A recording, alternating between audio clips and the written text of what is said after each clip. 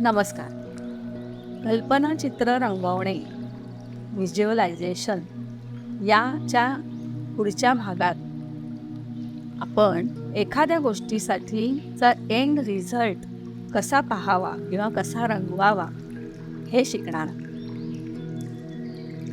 बहुतेक जणांचा असा प्रश्न असतो की व्हिज्युअलायझेशन करायचं म्हणजे काय करायचं, कसं करायचं किंवा काय पाहायचं ॲक्च्युअल, असे प्रश्न मलाही पडले. म्हणूनच जरा जास्तच स्पष्टीकरणासह प्रत्येक गोष्टीचा एंड रिझल्टचा प्रसंग कसा असावा याच्यासाठी मी काही उदाहरणं आपल्यासमोर घेऊन येत आहे.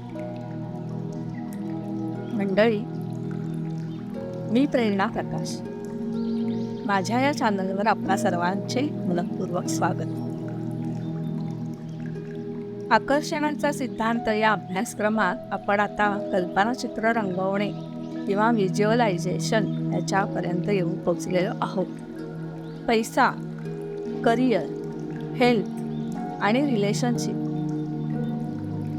हे जे 4 महत्त्वाचे टप्पे आपल्या आयुष्यातले आहेत, त्यामध्ये एखाद्या गोष्टीचं आपण जर का व्हिज्युअलायझेशन करायचं असेल आपल्या इच्छेसाठीचं, तर ते कसं करावं हे आपण इथे बघणार आहोत. आयुष्यातील महत्त्वाचा टप्पा पैसा. पैसा सगळ्यांनाच हवा असतो. यामध्ये 2 कॅटेगरीज येतील, एक दुसऱ्यांवर अवलंबून असणार आणि एक स्वतः कमवत असणार. दुसऱ्यांवर अवलंबून असणाऱ्यांमध्ये विद्यार्थी येतात आणि गृहिणी येतात. त्यामुळे त्यांच्यासाठी प्रसंग कसे असतील हे आपण पाहू. विद्यार्थ्यांसाठी स्कॉलरशिप मिळणे हे त्यांच्या शिक्षणाचा खर्च त्यांनी स्वतः करण्यासारखाच आहे, नाही? त्यामुळे मी तोच विषय घेत आहे. प्रसंग 1, यामध्ये तुमच्या शाळेतून किंवा कॉलेजमधून तुम्हाला फोन येतो आणि सांगितले जाते की अमुक अमुक स्कॉलरशिप तुम्हाला मिळालेली आहे, त्याच्यासाठी तुमचं नाव सिलेक्ट झालेलं आहे. अतिशय दुर्मिळ अशी असणारी ही स्कॉलरशिप तुम्हाला मिळाली आहे, याबद्दल तुमचे खूप खूप अभिनंदन. तुमच्याबरोबरच शाळेचे नावही तुम्ही उज्ज्वल केलेले आहे. अशा प्रकारचा हा पहिला प्रसंग असतो. दुसऱ्या प्रसंगामध्ये जे विद्यार्थी उच्च शिक्षणासाठी फॉरेनला जाऊ इच्छितात व तिथील ठराविक युनिव्हर्सिटीची त्यांना स्कॉलरशिप हवी असते, तिथे ॲडमिशन हवी असते, तेव्हाचा प्रसंग कसा असतो. तुम्हाला कुरिअरद्वारा लेटर येतो किंवा ईमेल येतो, तो तुम्ही वाचत असता. तुम्हाला हव्या असलेल्या युनिव्हर्सिटीची अमुक अमुक अमाऊंटची स्कॉलरशिप तुम्हाला मिळालेली आहे. या दोन्ही प्रसंगामध्ये अतिशय आनंदाने तुमच्या अंगावर रोमांच उठले आहेत आणि अत्यानंदाने ओरडून तुम्ही ही बातमी तुमच्या आईवडिलांना, घरातल्यांना देत आहात. ही बातमी ऐकून तुमचे नातेवाईक, शेजारी पाजारी तुमच्या घरी जमले आहेत, जे तुम्हाला भरभरून आशीर्वाद देत आहेत, शुभेच्छा देत आहेत, तुमचं अभिनंदन करत आहेत, पेढे वाटले जात आहेत आणि तुमच्या आईवडिलांच्या डोळ्यांमध्ये तुमच्याविषयीचा अभिमानही आहे आणि आनंदाश्रूही आहे. असा प्रसंग तुम्हाला पाहता येईल. आता गृहिणी ज्या स्वतः कमवत नाही, पण त्यांच्याही काही मोठ्या इच्छा आहेत की मैत्रिणींबरोबर किंवा बहिणींबरोबर तुम्हाला लाँग टूरला जायचे आहे. काश्मीर, राजस्थान, चारधाम यात्रा यासारख्या ठिकाणी एखादा सोन्याचा दागिना घ्यायचा आहे किंवा घरामध्ये एखादी मोठी वस्तू घ्यायची आहे. यासाठी प्रसंग असा असेल, तुमचे पती किंवा आई वडील तुमच्या वाढदिवसाला, सणासुदीला किंवा दिवाळीला तुम्हाला एक मोठी रक्कम कॅशमध्ये किंवा चेकद्वारा देत आहे. आणि त्याने तुमची ती इच्छा पूर्ण होणार आहे. जर कॅशमध्ये असेल तर पैशांचं ते बंडल तुम्ही खरोखरं बघायचं आहे, हाताला फील करायचं आहे. आणि चेक असेल तर त्यावरची अमाऊंट ही ठळकपणे पाहायची आहे. 50,000 असेल, 1,00,000 असेल, जे तुम्हाला हवे आहे ती, पण ती अमाऊंट तुम्हाला त्या चेकवर ठळकपणे पाहायची आहे. त्यामध्येच तुम्हाला आनंदाच्या भावनाही टाकायच्या आहेत.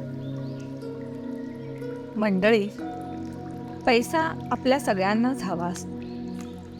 कोणाला पगारात इन्क्रिमेंट हवे असते, कोणाला आहे त्यापेक्षा जास्त पगाराची नोकरी हवी असते, कोणाला धंद्यामध्ये बरकत हवी असते, कोणाला आपले अडकलेले पैसे मिळवायचे असते.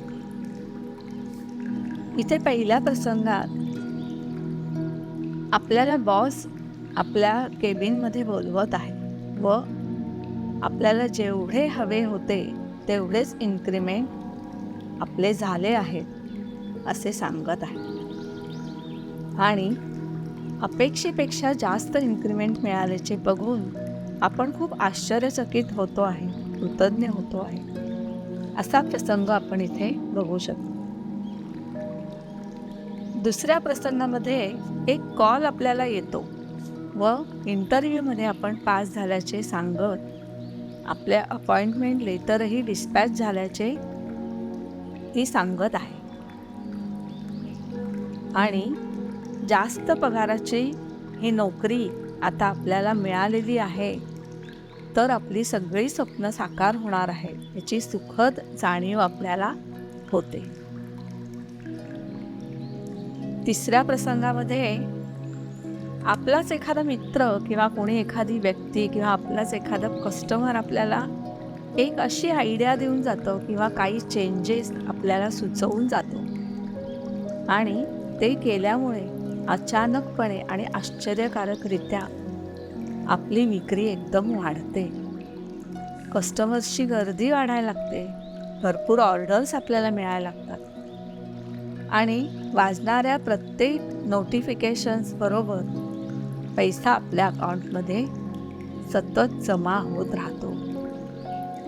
इथे आपण आपला बँक बॅलन्स बघायचा आहे आणि आपल्याला हवी असलेली रक्कम आपल्याला तिथे दिसत आहे हे बघायचं. चौथ्या प्रसंगामध्ये तो मित्र किंवा ती व्यक्ती आपल्या हातात एक चेक देत आहे. त्या चेकवरची रक्कम आपल्याला ठळकपणे बघणं महत्त्वाचं आहे. तो तुम्हाला धन्यवाद देत आहे व उशीर झाल्याबद्दल दिलगिरीही व्यक्त करत आहे. आता प्युअरली पैसाही आपण इमॅजिन करू शकतो. कसं तर व्हिज्युअलाइज करायला बसलेलो असताना वरून पैशांचा पाऊस पडत आहे अशी कल्पना आपल्याला करायची. पावसात जसं नाचतो तसं अत्यानंदाने हात नाचवत आपण गोल गोल फिरत या पैशांच्या पावसामध्ये नाचत आहोत. चेहऱ्यावर पडत असलेल्या या नोटांचा सुखद स्पर्श आपल्याला जाणवत आहे आणि गोल गोल फिरत फिरत आपण हा आनंद व्यक्त करत आहोत. दुसऱ्या ठिकाणी नोटांची बंडलं आपल्या अंगावर पडत आहेत असेही आपण पाहू शकतो. इथे डोक्यावरून खांद्यावर व तिथून आपल्या मांडीवर पडत असलेल्या या बंडलांचे वजन आपल्याला जाणवत आहे. मांडीवरून खाली ओसंडून जमिनीवर पडत असलेली बंडलं आपण हाताने चाचपून बघत आहोत व त्यांचा सुखद स्पर्श आपल्याला आनंद देऊन जात आहे. अत्यंत आनंदाने, सुखाने, निश्चिंतपणे आपण या पैशांच्या ढिगाऱ्यात बसलेलो आहोत असे सुखद चित्र आपल्याला बघायचे आहे. आता जॉबला असणाऱ्यांसाठी ही 2 प्रसंग असतील. प्रसंग 1 यामध्ये तुमच्या घरी कुरिअरने तुम्हाला हव्या असलेल्या कंपनीचे अपॉइंटमेंट लेटर आलेले आहे व ते तुम्ही वाचत आहात. त्यामध्ये तुम्हाला जो मुद्दा हवा आहे, जे पेमेंट हवे होते, नेमके तेच आहे. आणि त्यामुळे जसजसे तुम्ही ते लेटर वाचत जाता तसतसे तुमच्या चेहऱ्यावर आनंदाचे भाव ओसंडून वाहत आहे. तुमच्या चेहऱ्यावर इतका आनंद दिसत आहे, तुम्ही ओरडून तुमच्या घरच्यांना याबद्दल सांगत आहात. तुमच्या आईवडिलांनाही खूप आनंद झाला आहे. तुमचे मित्रमंडळी जमले आहेत आणि तुमच्यावर अभिनंदनाचा वर्षाव होत आहे. असा प्रसंग इथे रंगवता येईल. प्रसंग 2 मध्ये तुम्हाला हवे असलेल्या कंपनीच्या ऑफिसमध्ये जॉबच्या पहिल्याच दिवशी अपॉइंटमेंट लेटर घेऊन तुम्ही प्रवेश करत आहात. सर्व प्रोसिजर पार पडून तुम्ही तुमच्या डिपार्टमेंटमध्ये येता तेव्हा तुमचे बॉस तुमची ओळख सर्वांशी करून देतात व सर्वजण तुम्हाला कॉंग्रॅट्स करण्यासाठी, हात मिळवण्यासाठी तुमच्याजवळ येत आहेत व आपली स्वतःची ओळखही करून देत आहेत. त्यानंतर तुम्हाला तुमच्या कामाचे स्वरूप सांगितले जाते आणि तुमच्या एक गोष्ट लक्षात येते की आपल्या आजूबाजूची ही मंडळी अतिशय पॉझिटिव्ह आहेत, हेल्पफुल नेचरची आहेत. तुमचा बॉसही खूप चांगला आहे, सपोर्ट देणारा आहे आणि एका चांगल्या कंपनीत, चांगल्या हुद्द्यावर, चांगल्या पगारावर जॉब लागल्याबद्दल, चांगल्या माणसांमध्ये जॉब लागल्याबद्दल तुम्ही खूप खूप समाधानी होत आहात, कृतज्ञ होता. असा प्रसंग यामध्ये रंगायचा आहे. बिझनेससाठी आपण बघूया. इथेही 2 प्रसंग मी सांगते. दुकान, मग ते मिठाईचे असो, सायकलचे असो, किराणा, स्टेशनरी कोणतेही असो. इथे आपल्या दुकानाचा ओपनिंग सेरेमनी आपल्याला बघायचा आहे. दुकान छान सजवलेले आहे, फुलांनी सजवलं आहे, रांगोळ्या छान काढल्या आहेत, मालही नीटनेटका लावला आहे. तुम्ही स्वतः व तुमच्या घरची मंडळी उत्तमरित्या सजून गजून या प्रसंगाला हजर आहात. गेस्टही आले आहेत. ओपनिंग सेरेमनीच्या दिवशी ज्या ऑफर्स तुम्ही कस्टमरसाठी ठेवल्या आहेत त्यांचे बोर्ड बाहेर दिसत आहेत. त्यामुळे कस्टमर्सची गर्दीही वाढत आहे. काही वेळातच दणक्यात ओपनिंग होते, फटाके फोडले जातात आणि मग येणाऱ्या कस्टमर्सना अटेंड करण्यामध्ये तुम्ही आणि तुमच्या घरची मंडळी रममाण होऊन जातात. त्यांचे वेलकम करत आहात, त्यांना वेलकम ड्रिंक देऊन त्यांचे स्वागत करत आहात. कस्टमर्सची ऑर्डर पूर्ण करण्यासाठी तुमच्या स्टाफचीही लगबग सुरू आहे आणि पॅक झालेल्या वस्तू तुम्ही स्वतः कस्टमर्सच्या हाती देत आहात आणि त्यांचे अभिनंदन हसतमुख चेहऱ्याने स्वीकारत आहात. हा प्रसंग तुम्ही पाहू शकता. दुसऱ्या प्रसंगामध्ये हॉटेल, रेस्टॉरंट, पोळी भाजी केंद्र किंवा स्नॅक्स बार यामध्ये थोडासा वेगळेपणा येईल. ओपनिंग सेरेमनी जसाच्या तसाच दणक्यात साजरा झाला आहे आणि नंतर जे कस्टमर खाऊन किंवा जेवून जात आहेत तुम्ही त्यांचे अभिप्राय वहीत नोंदवून घेत आहात.